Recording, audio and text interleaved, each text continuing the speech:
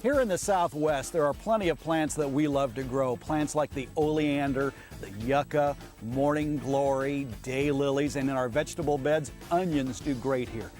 Unfortunately, all of those plants could be toxic to your pets. That's right, poisonous plants to your dogs and cats. So what's a Southwest homeowner, gardener, and pet lover to do? Well, the first step might be not plant those in your yard. For a complete list of poisonous plants, check with your local poison control center. They'll have a complete list of toxic plants for your area. But then again, maybe you really want those plants in your yard. What can you do? Consider building one of these, a raised bed. A wooden raised bed like this, 18 inches tall, will protect your pets from any possible toxic plants. It's a lot easier to teach Rover not to jump up into a bed because if those plants are at paw level, the dog may want to go into them. So consider a raised bed. If you don't want to go to the expense of a wooden bed, a low fence or rocks around one or many plants will serve as a raised bed. And heavens knows we have plenty of rocks here in the Southwest. Coming up next, adding a little culture to your backyard. The gravel represents the water. I love the look and the feel of an Asian garden. Can you tell me what plants are typically found there? Asian gardens are part of a growing trend in landscaping, actually designing your garden with a cultural theme in mind. Now, to answer your question, we could tell you about a Zen garden like a Japanese garden, or we could just show you. Watch.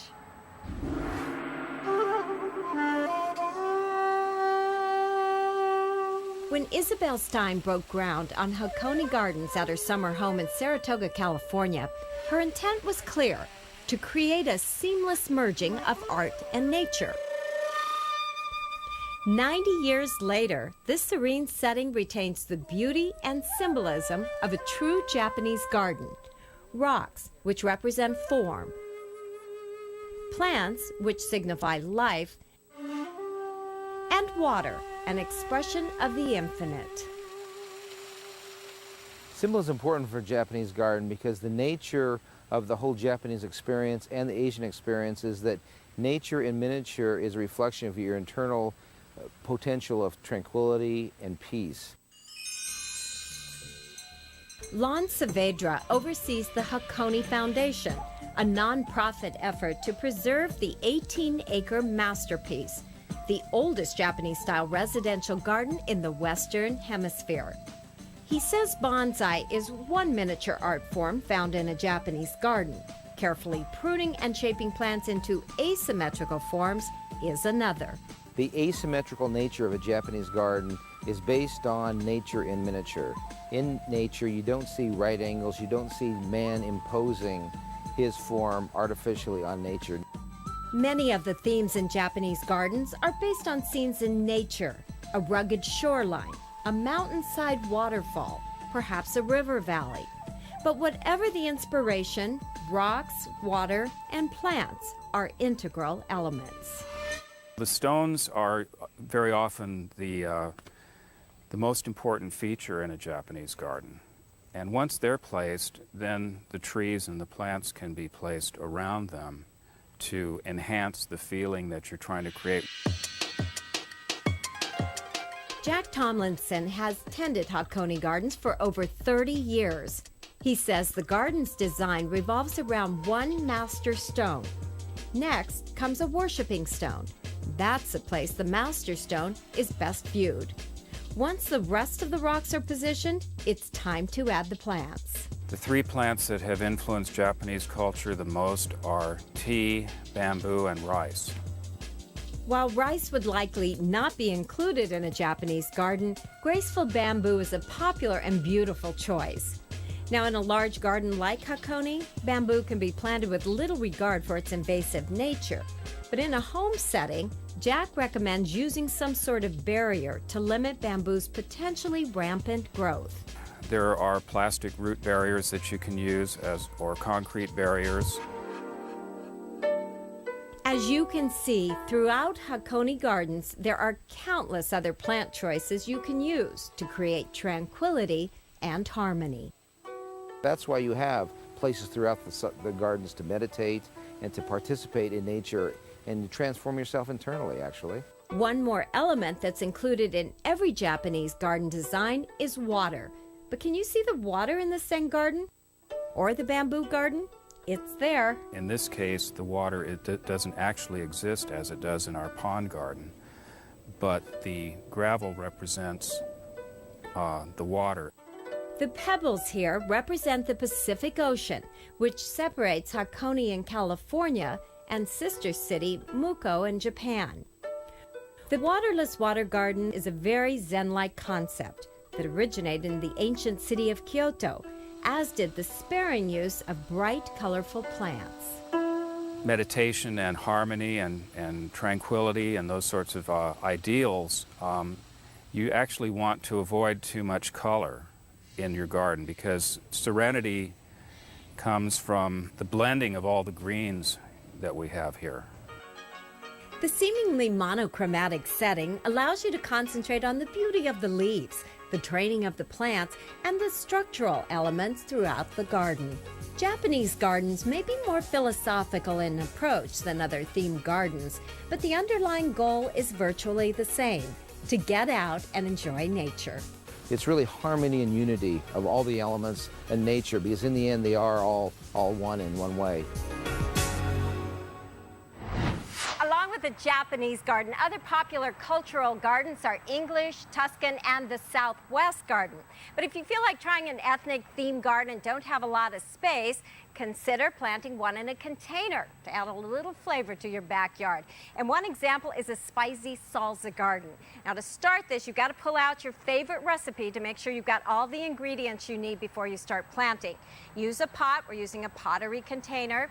Make sure you've got some good soil. The basics for all salsa recipes: tomatoes, of course. Pick up some Better Boy or Early Girl varieties. These grow fabulous in a pot. Put them in the back of the pot. Then, I don't know how spicy you like your salsa, but these are two real hot and spicy ones, pasilla and also jalapeno, but you could use sweet bell peppers or even something really hot like an habanero, which is an orange pepper. Very pretty to look at, but a little spicy to eat. Also add some chives. That's the onion and garlic flavor mixed in one, and then a parsley-like plant, cilantro. You might also, of course, need some onions and garlic, and these would be ready to harvest from your fall garden. Now, if all this sounds like a lot more work than you have time for, you can always pick up one of these kits. It has everything you need to make salsa. Just add some soil, water, and a little bit of sunshine, and you'll have some salsa come this summer. You have to add the chips, though. Up next, propping up your plants. You can twine it around a simple stake like this, and you've got a great visual element that's coming up in your garden. A vertical gardening. Now, this is a very happening trend in gardening as we get smaller yards. We want to go up with our landscaping and gardening. It also adds a little layer to an empty wall or to a fence. Now, there are a number of different vines or plants that you can use. Some climb on their own and others need a little support. So climbers aren't necessarily climbers. Now, there are a lot of different ways to get those plants up off the ground, but trellising is obviously the easiest, and you can purchase things like this trellis, which is made of redwood. It's got two stakes that just simply set in the ground or container, and then you're going to tie the plant as it starts to grow up with some of these twist ties. So this is very easy, economical. You can see that it's been used here. This is a camellia shrub, but you can also train it with a trellis and make it cover a little bit wider area. Now, the trellises also come in metal. This is one that's got a sphere shape to it and a triangle shape, so this is great for sweet peas. It could be used for just about any sort of vining plant. There's smaller ones. Those can be used with house plants or small ivy plants. Also, in your vegetable garden, you've seen these. These are tomato cages, and so these work great with vegetables or pole beans. You could even invert them and use them as a conical shape. I like these as well for perennial flowers that need just a little bit of support that start to fall over as the spring and summer season wears on. Those seasons wear on. All right, these are stakes. Looks pretty basic, doesn't it? But it works, especially with twining type of plants like this morning glory. This is an annual vine.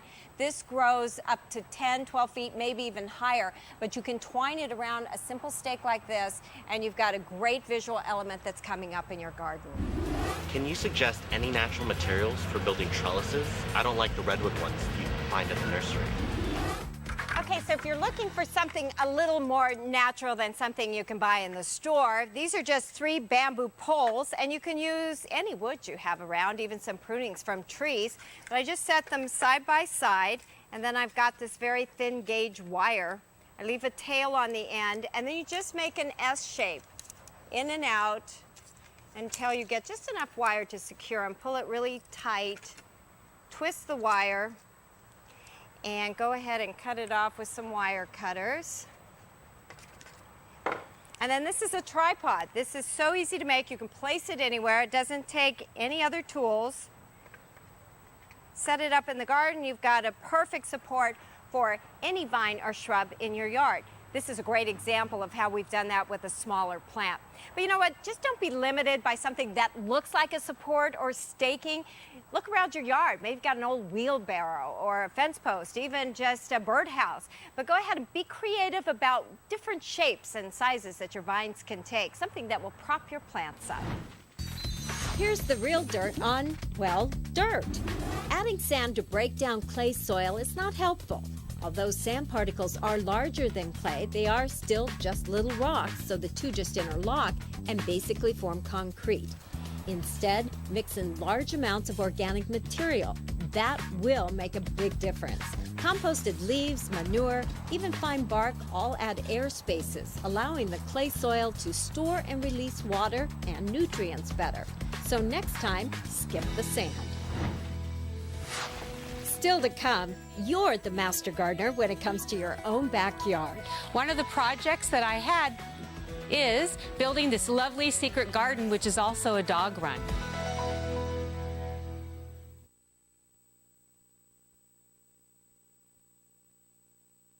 Berries are great to have in your garden, but some are easier to grow this time of year than others, and of course, that depends on your climate.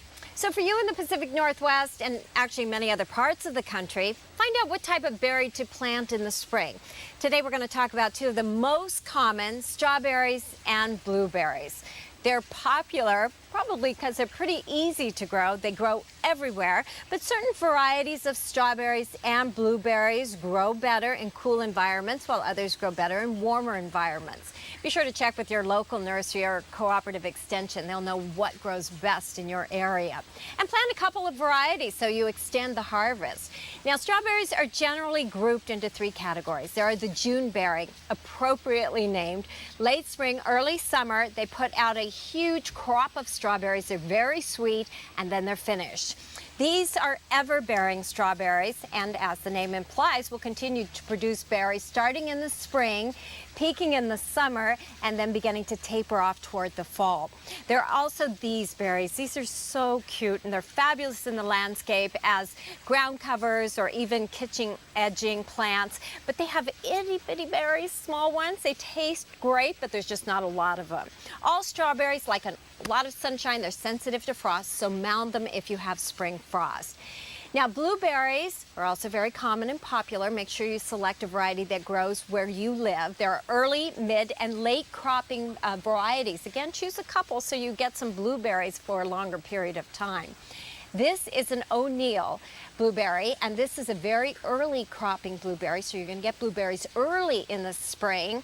Here we have a Sunshine Blue, a very popular one, but this one will produce berries a little bit later. So if you combine these 2, you would get a longer season of blueberries. They love acidic soil, and by that I mean a place where you would plant azaleas or rhododendrons.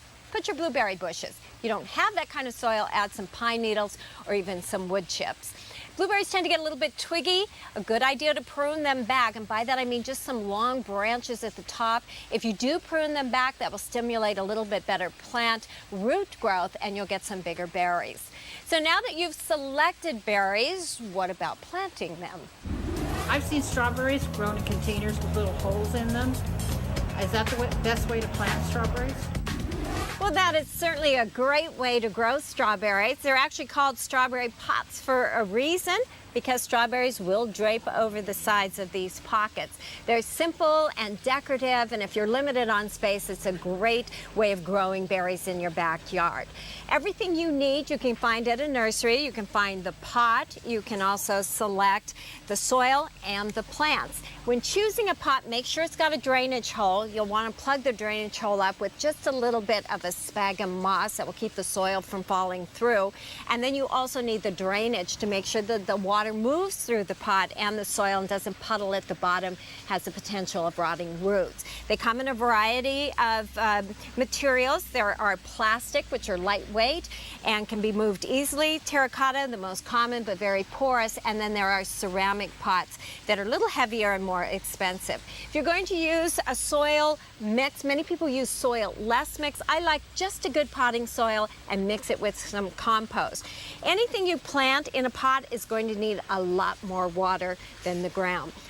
Planting mistakes, make sure that you plant your strawberry so that the crown of the plant or the top is just above the surface of the soil, and that the roots, the feeder roots, are just about a 1/4 inch below the soil. So you'll want to add just a little bit, compress it down, and then water it. Plant one plant in each pocket, and then top it off. We've got about 4 or 5 plants here. Top it off. Strawberries will produce runners. These could be planted in the pockets or just cut off for better production. So if you've missed any of our steps for planting strawberries in containers, be sure to log on to our website at DIYnetwork.com. Now here's a spring gardening tip for your home turf. Why should our northern neighbors have all the luck when it comes to growing blueberries? Yeah, it's colder up there. That's why they can grow them so easily. But now, thanks to the development of southern highbush blueberry varieties, we can grow blueberries in our southern gardens. That's right, varieties like Georgia Gem, Jubilee, Blue Ray, Blue Moon, South Moon. There's a lot of southern highbush varieties that will do well in our yards. What you need, though, is acid soil and a container, because blueberries do great in containers. You don't need a backyard to grow blueberries. Just give them 1/3 peat moss, 1/3 of a bark, and 1/3 of a soil mix that's for azaleas or rhododendrons, an acid soil mix. Throw in a handful of soil sulfur, and you've got the perfect soil mix to grow blueberries on a sunny patio in a 5-gallon container. If you love blueberries, give them a try in your southern backyard this year. Coming up next, Backyard Buddies. And these peas are going to climb the fence, and they're going to put shade onto the lettuce, which is a plant that benefits by having shade. What you're talking about is something called companion planting. Now that's growing 2 or more plants together in the same area. There are several benefits to doing this, from distracting pests to decoration. So we thought we'd take you to a place where you could see firsthand how plants grow together, becoming the perfect garden companion. This is how gardening used to go. You plant, you pick, and then you eat. Pretty simple. But over the years, it's gotten more and more complicated, with new techniques, new machinery, and of course, new pesticides. But today, many gardeners are trying to get back to their roots by giving some of that plant power back to Mother Nature. One way to do that is through companion planting. It's really a matter of making a complex system, a biodiverse system, a little like a rainforest, where there's plants that serve many functions, there's living creatures that are buzzing and humming and jumping around, from birds to toads and frogs, and beneficial insects. Sally Jean Cunningham is a self-taught gardener who wrote the book on companion planting. She finds great joy walking through gardens that embrace the idea of a backyard buddy system. Down there we have Monarda or bee balm, more zinnias. Like the gardens here at the Occidental Arts and Ecology Center in California, where things work a little more naturally. We intentionally plant companion plants, but we also allow a lot to happen in the garden by itself, because we have a seed-saving garden. The soil is completely full of seeds, and a lot of things volunteer. And sometimes they volunteer in really nice combinations. Doug Gosling manages the center's garden and was thrilled to get Sally's green thumbs up when it comes to companion planting. Here's a great example of companion planting where you see the tall fence, and these peas are going to climb the fence, and they're going to put shade onto the lettuce, which is a plant that benefits by having shade. Plants also work together by improving the soil. Things like clovers, even potatoes. There's certain plants that are nitrogen fixing, and so they're soil improvers. The right companions can also ward off pests like chives do for roses, or block weeds as a ground cover. For example, you might have broccoli with alyssum or clover or some other flowering plant underneath it. But beauty counts in the garden too, and some of the prettiest flowers can draw in those much sought-after beneficial bugs. The number one reason for companion gardening, I think, is to attract these beneficial insects. And they are a magical answer to pest management in your garden. If you attract the right ones, they will be managing pests by what they dine on. And speaking of dining, the gardens here are quite large and feed about 25 people living at the center. But these same techniques can work on a smaller scale in your own backyard. To make this easy for the home gardener, I would just say, let's decide what vegetables you really want to grow, and then let's pick some daisy-type flowers and some herbs, typically the umbel-type flowers, and some ground covers, and group them together. And there you have it, a neighborhood of plants that works together, helps each other out, and you can still get the food and the flowers and the beauty that you wanted. Plants need each other, just like people do. And while they don't all get along, you'll never see that great connection if you don't introduce them in the first place. I would say experiment. I'd say don't be intimidated. You may come up with some great companion plantings that no one else has thought of. In the big picture, companion planting isn't just a cute and tidy way to make a little better pest control in the garden. It's really, to me, symbolic of the way we should all be thinking about operating in harmony with nature, mimicking nature's unbelievable systems. Once we capture that wonder, we're a long way toward a much better environment.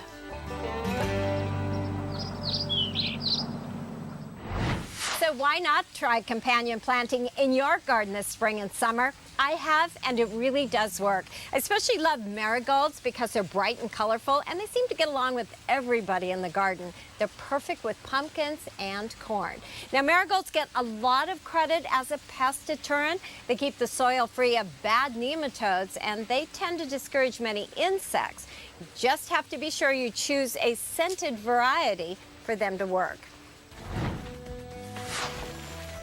Up next, plants that really stretch your planting dollars. These blooms will start blooming in April and continue all the way into the winter. Well, that's common. Many of us do that, of course, buy the best looking plant in the nursery, only to find out that in a week or two it's done. We spent a lot of money. It's frustrating. It would be nice to get a shrub home that does more than just produce flowers. Keith Miner is here, professional nurseryman. Thank you for joining us. Thank you, Christine. We're talking about shrubs that do more than just look great, just at one time during the season. And this is a great example of it, a loropetalum. Yes, a great example of a plant that gives you more bang for your buck. A loropetalum is an outstanding shrub that not only gives you this beautiful red foliage through the season, but also gives you these beautiful magenta colored flowers through the spring and also into the fall. This is another one, a viburnum. Absolutely. This viburnum summer snowflake is an absolutely outstanding plant that not only looks great foliage-wise, but these blooms will start blooming in April and continue all the way into the winter. And they'll also have red berries that will provide food for the birds in the winter too.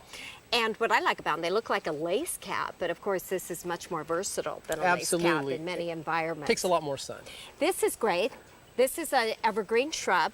Absolutely. Grevillea. Grevillea coastal gem, and it is a plant that only gets to be about 3 feet wide by 3 feet tall. Blooms for 6 months of the year from fall through spring. I love the color on that.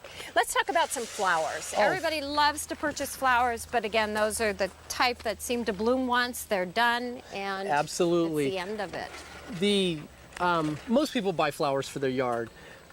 Here's a wonderful plant called yarrow. This variety is Achillea moonshine, and it has beautiful gray foliage through the spring adds these wonderful yellow flowers in the summer.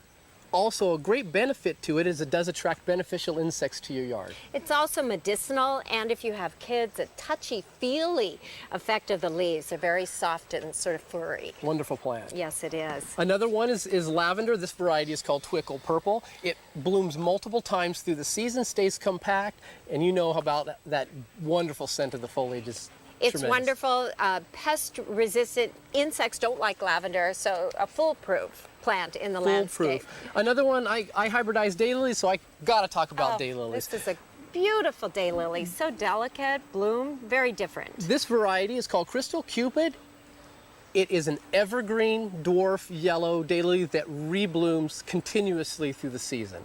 So it's evergreen. You always have these wonderful green fronds, but you've also got the color with that. The beautiful true yellow flowers. And then what about this alstroemeria? Most people just love these Yes. plants nonstop. Alstromerias are another plant that gives you the bang for the buck. If you go to a florist, they cost $3.99 a bunch. You can produce hundreds of dollars worth of cut flowers for your house by just planting an alstroemeria. And this will last all season, and it comes in fabulous colors, so you can even tie it in with your landscaping. A Butylon, another great shrub. Another outstanding potted plant for the colder areas, or an outdoor shade plant for the more temperate climates. Continuous bloom, 8 months out of the year, attract hummingbirds, outstanding plant.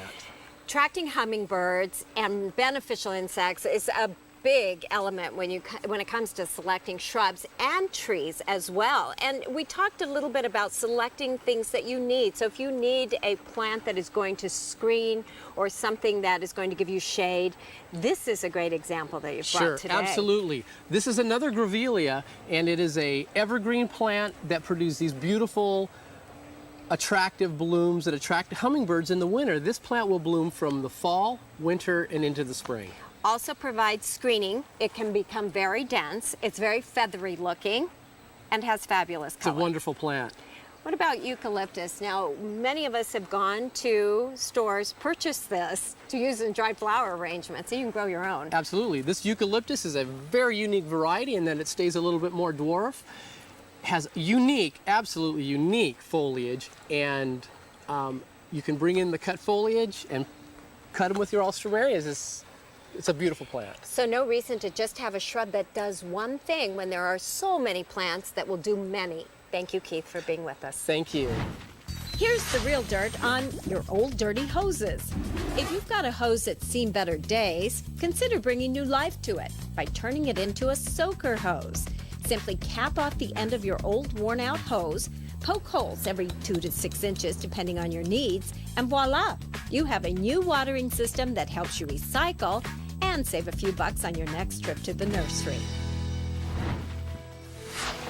Still to come, tell us how you do it. Tips and tricks from your own backyard. And within 2 days, we had shoots that were probably a couple inches tall